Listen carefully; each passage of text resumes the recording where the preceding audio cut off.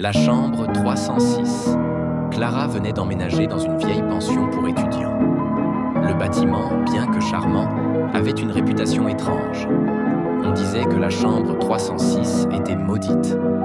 Mais Clara ne croyait pas aux superstitions et fut ravie de découvrir que c'était justement cette chambre qu'on lui avait assignée. Ça fera une bonne histoire à raconter, plaisanta-t-elle en posant ses valises. La pièce était petite mais fonctionnelle. Un lit en bois massif, un bureau près de la fenêtre et une armoire antique qui semblait avoir vu des siècles. Une chose cependant attira son attention. Un miroir ovale, accroché au mur, légèrement terni. Dès sa première nuit, Clara sentit une atmosphère étrange. Le silence était total, presque oppressant. Puis, à 3h06 du matin précisément, elle fut réveillée par un bruit sourd, comme si quelqu'un avait frappé contre le miroir. Elle se redressa, tendue, mais ne vit rien d'inhabituel. Le lendemain, elle en parla à sa voisine, Léa. La chambre 306. On dit qu'elle est hantée, avoua Léa à voix basse.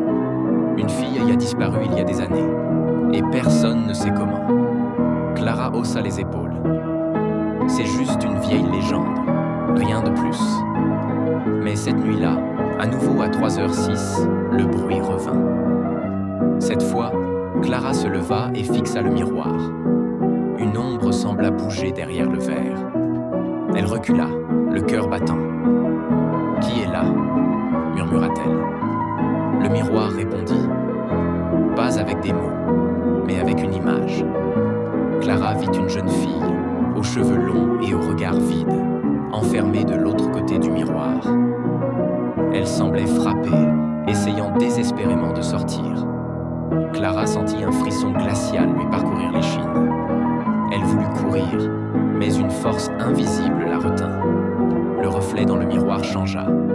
Maintenant, c'était elle-même qu'elle voyait. Mais son reflet souriait. Un sourire qu'elle n'avait pas sur son visage.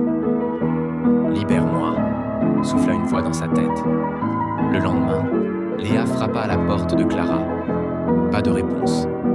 Inquiète, elle appela le propriétaire et ensemble, ils entrèrent. La chambre était vide. Pas de traces de Clara, seulement le miroir, qui semblait briller d'une lueur étrange. Depuis ce jour, quiconque occupe la chambre 306 rapporte la même chose. À 3h06 du matin, une ombre frappe contre le miroir et une voix chuchote. « Libère-moi. Oserais-tu dormir dans cette chambre ?»